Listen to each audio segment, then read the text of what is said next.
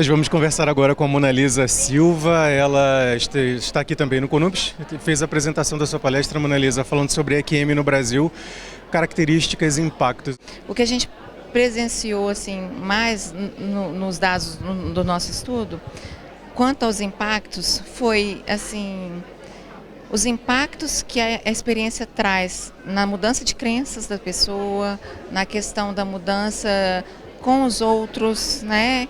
E a mudança na prática religiosa, espiritualidade, são de forma que impacta a vida dela como um todo. E um outro achado assim, bem relevante, que difere da literatura, é a questão das pessoas aqui no Brasil, elas falarem. Todas as pessoas, 95% das pessoas que participaram do nosso estudo, elas relatam, quando a gente pergunta se ela já teve já compartilhou a experiência, elas falam que sim. E isso não é corroborado pela literatura. Em geral, as pessoas não falam. O brasileiro gosta de falar e é uma coisa que chama atenção, dele falar da experiência para os outros, mas ao mesmo tempo ele fala, mas ele não tem uma receptividade da forma que deveria ser acolhido. Menos de 50% das pessoas que recebem, elas realmente têm uma empatia, uma receptividade daquela experiência que ela está escutando. E isso faz com que a pessoa comece a pensar, essa experiência aconteceu, a pessoa recebeu desse jeito, será por que aconteceu comigo? Por que essa experiência foi assim comigo? Por que eu fui escolhido para vivenciar essa experiência, né?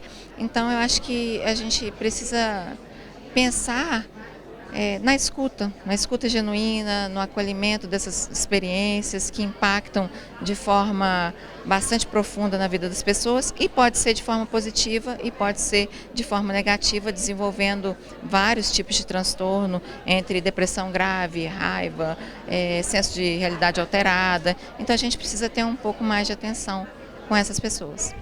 As memórias da EQM, elas são diferentes de qualquer outra memória que a gente tenha visto. A gente, como eu falei lá na minha fala, as pessoas, elas usam a memória como muito detalhada, ela tem a percepção de lembrar, mesmo décadas após, do cheiro, da cor, sabe?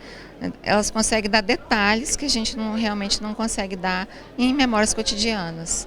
Esse aspecto de uma ampliação maior, generalização do conhecimento da EQM, isso é importante para vocês, para que o conhecimento seja gerado no sentido das pessoas se estimularem a compartilharem as suas experiências? Com certeza, e isso faz parte muito do que a gente falou anteriormente, da reação da pessoa.